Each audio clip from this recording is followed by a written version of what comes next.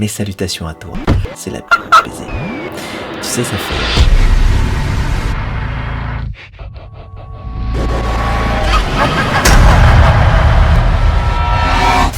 Bonsoir. Enfin plutôt... Bonjour, ou comme tu le souhaites, parce que il n'y a pas vraiment de temps sur internet, tu le sais. Donc il se peut que tu regardes cette vidéo dans 10 ans peut-être, ou simplement demain, ou après-demain, ou avant-hier. Avant-hier. Bref. Alors j'ai envie ce soir de te faire une vidéo un peu différente de d'habitude. Tu sais, ça fait déjà 2 fois qu'on se voit. Et je me sens assez complice avec toi. Oui. Et j'ai envie de te partager une passion que j'ai. Le cinéma. Plutôt, plus directement, enfin plus dans le détail. Le cinéma d'horreur, de frissons, de thriller. Et quoi de mieux que les soirs d'Halloween pour ce genre d'histoire? Tu ne crois pas? Enfin, assez bavassé. J'ai décidé de créer un top 5. Et je vais te présenter mes 5 personnages d'horreur que j'affectionne particulièrement. Oui. Bien évidemment, cette vidéo est en binaural. Parce que je sais que les gens qui écoutent de l'ASMR aiment ce côté gauche-droite ou droite-gauche. Bref, on commence? Allez, je sais que tu aimes ça.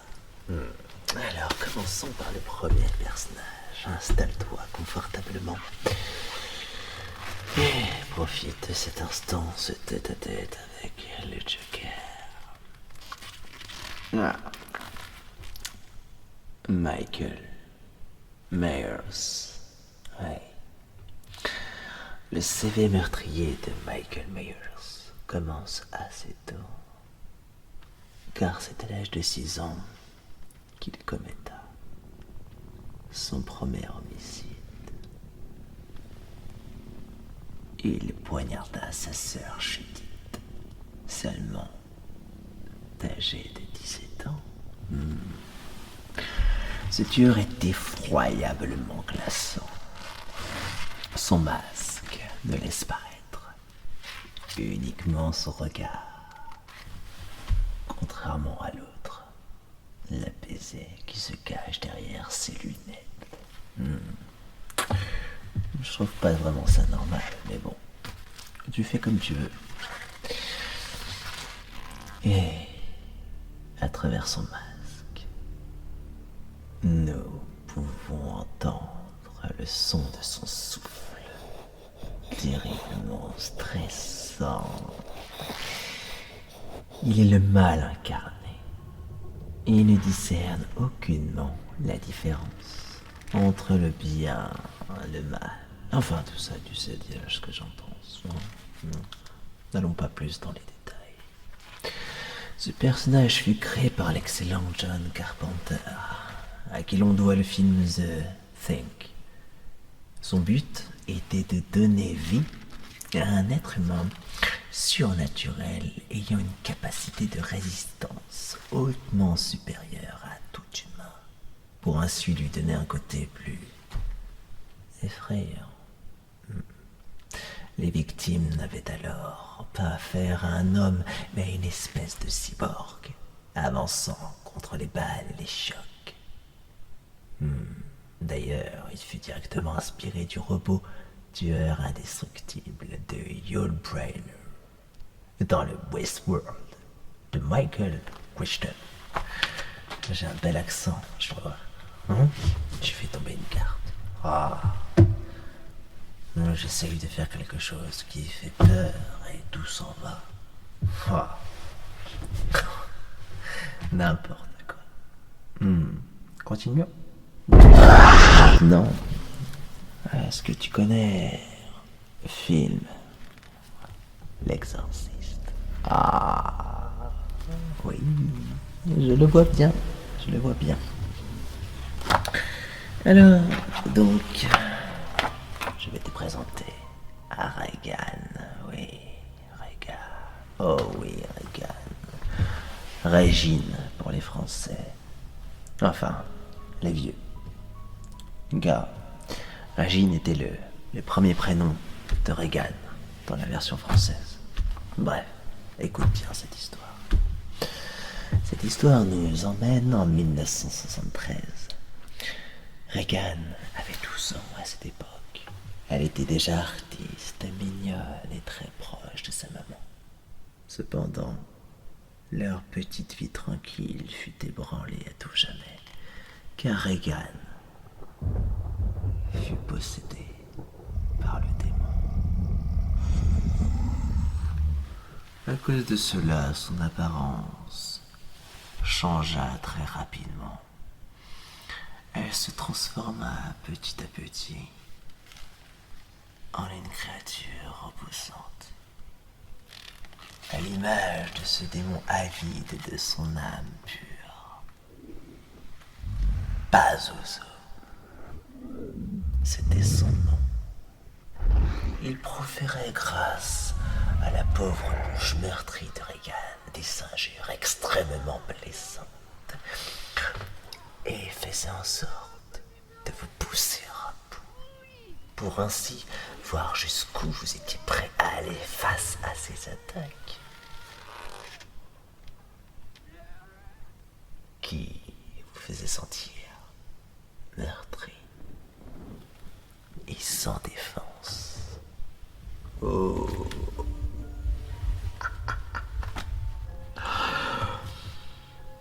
Car je veux être clair avec vous. Ce démon n'en a que faire de l'existence humaine. Nous ne sommes que des sacs de viande vides où elle puisse séjourner à sa guise. Son unique but est de posséder les êtres humains qui oseraient l'appeler en toute conscience ou non. Ah, l'innocence n'a pas sa place pour lui. Cela n'existe pas.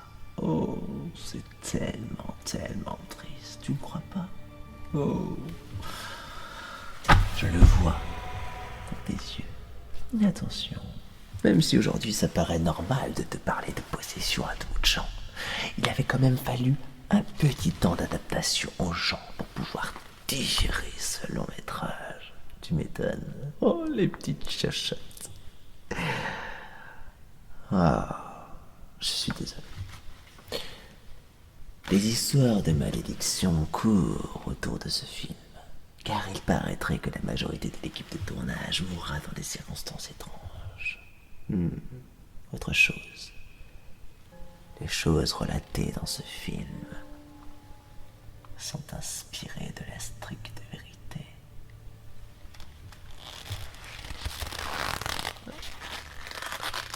Renseignez-vous un peu. Renseigne-toi un peu. Oui.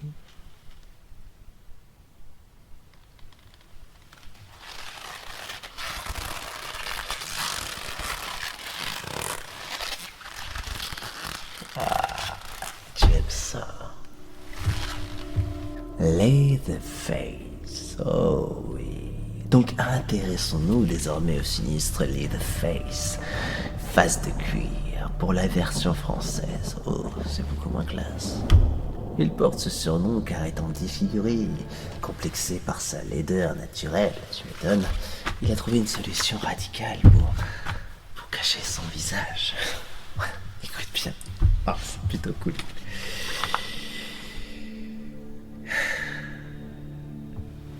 Il découpait le visage de ses victimes pour en faire des masques. Oui. Ah, imagine. Et il me semble d'ailleurs qu'un certain Ed Kane s'amusait à faire ça aux États-Unis. Je ne sais plus dans quelles années, mais en tout cas, c'est encore inspiré de faits réels. Décidément, on on est vraiment entouré de tordus. Donc, repartons en 1974, dans le Texas, dans un endroit à l'abri de tous les regards, dans un univers totalement sordide, malsain et glauque. Là, si vous vous retrouvez dans ce lieu, sachez que vos chances de survie sont quasiment nulles. Oh oui. Ou à moins que vous alliez avec l'artillerie lourde. J'aime pas trop, je préfère les couteaux, c'est plus intime. Oui, voilà. Santé. Il n'y a aucune règle, car à partir du moment où vous osez entrer volontairement ou par erreur, oui, dans son territoire, Leatherface vous traquera jusqu'à la mort par pur instinct, tel un animal. N'essayez pas de trouver une quelconque compassion en lui, car il n'en a pas. Non, il est complètement immature. Physiquement imposant, mentalement très instable et simplet, Leatherface est un boucher. Il ne fait pas que découper ses victimes à la tronçonneuse. Non. Il a jusqu'à les préparer, les conditionner, pour soit les manger, ou soit les servir pour diverses activités. Très excitant. Dans le premier épisode, nous ne savions pas grand-chose sur lui. Nous savions juste qu'il faisait partie d'une famille de déséquilibrés, tuant sans scrupule pour s'amuser. Oh. C'est immonde, hein? Oh, bref.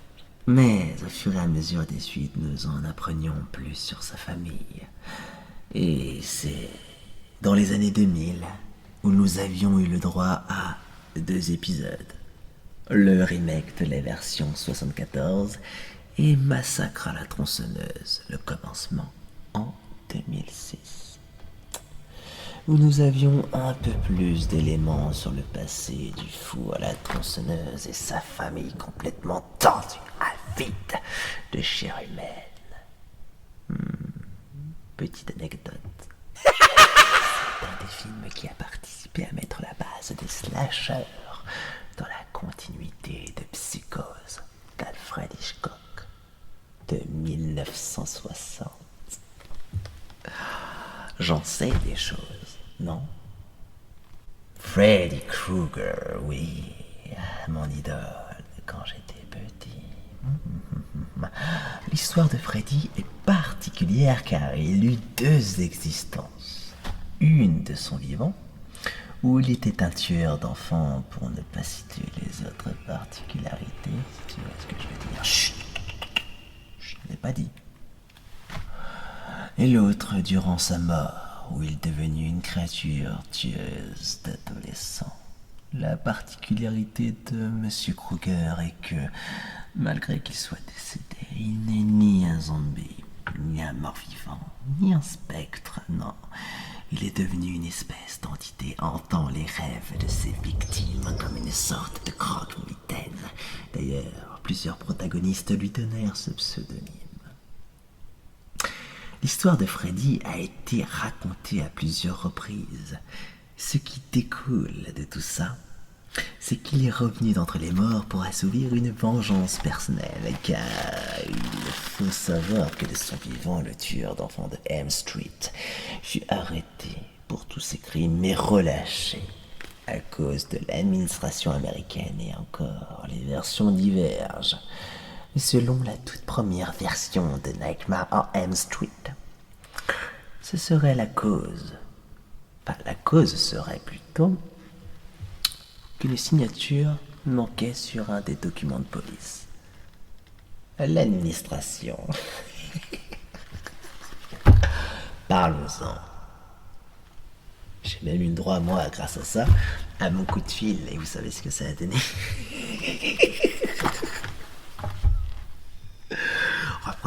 Apprenant cette sordide nouvelle, les parents des victimes et d'autres personnes furent justice eux-mêmes. Ils le brûlèrent vif, dans l'entrepôt où il avait l'habitude de se cacher. Je trouve ça quand même limite. Hein? lâche. Ouais. Mais, avant de mourir, brûlé, Freddy Krueger fit un pacte avec des êtres de l'enfer en jurant solennellement qu'il tuerait tous les enfants des parents qui avaient osé faire justice eux-mêmes. Et le cauchemar commença ainsi. Oui. Et voici mon chouchou. On est un peu pareil tous les deux, oui. Partons cette fois-ci dans la ville de Derry, dans l'état du Maine aux États-Unis. Cet endroit paraît si paisible qu'il est difficile d'imaginer ce qui se tramait dans les antres de celle-ci. Selon les archives de cette ville, des événements assez traumatisants et étranges ont commencé à survenir entre 1740 et 1743, avec la disparition de 300 colons.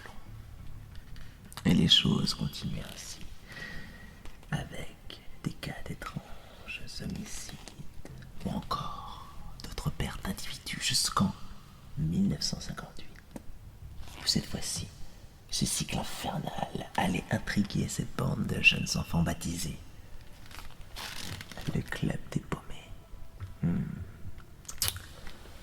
Cependant, ce qui paraissait étrange, c'est que lorsque ces enfants tentaient de comprendre ou seulement récolter des informations sur ces cas assez surprenants, les habitants de cette ville semblaient porter des œillères en prétextant qu'il s'agissait simplement d'affaires ne pouvant être élucidées et surtout sans fondement. Maintenant cette soif, excusez-moi, de savoir, la bande de gosses allait faire face à l'histoire la plus traumatisante de toute une vie. Car cet étrange mal qui touchait la ville de Derry était bien plus sombre et inhabituel qu'il ne pouvait l'imaginer, puisqu'il s'agissait en fin de compte d'une étrange créature d'outre-monde qui hantait ces lieux depuis des millions d'années. Oh, rien que ça. Se nourrissant de la peur, de la chair des hommes. Cependant, celle-ci n'avait pas réellement d'apparence définitive, car son véritable aspect était trop évolué pour l'esprit humain.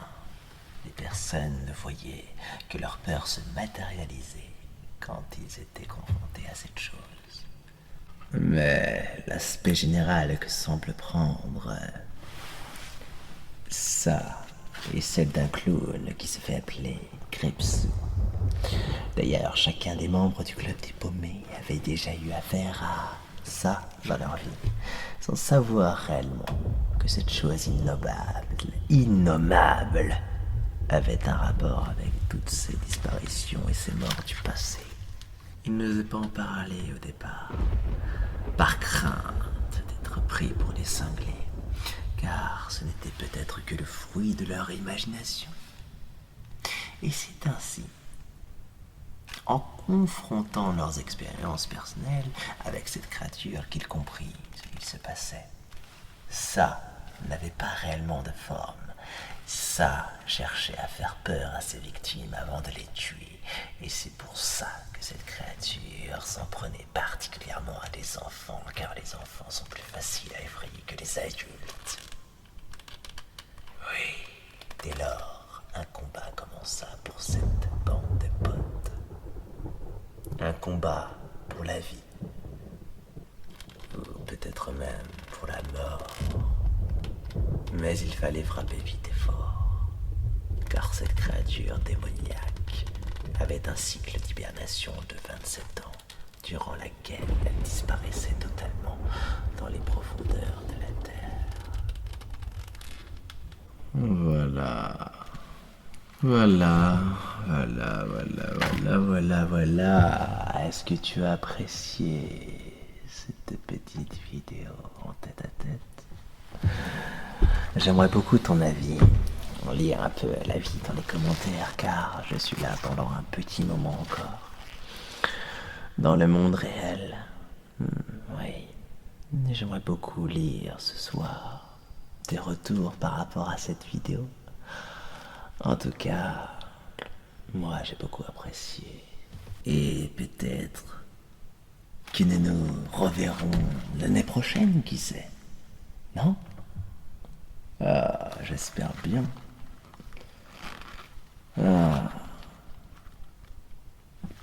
Je commence à m'habituer à tout ça. Je me demande si je vais pas ouvrir une chaîne sur YouTube.